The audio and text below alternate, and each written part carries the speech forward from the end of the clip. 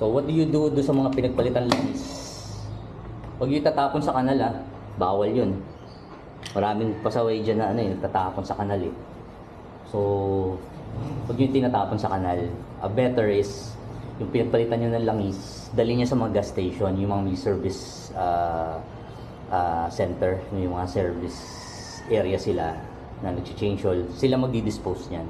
Kasi, yung mga gas station din na may pinagdadala sila, parang nagko-collect din yan to recycle, kung ano man yung pwedeng gawin pa doon sa langis, kung pwede pa siyang i-refine ulit. O, yun. So, sila na bahala doon. Dali niya sa gas station. Huwag niyo tatapon sa kanal or sa lupa or sa ano. Huwag niyo tatapon doon dahil hindi maganda sa ating environment yun.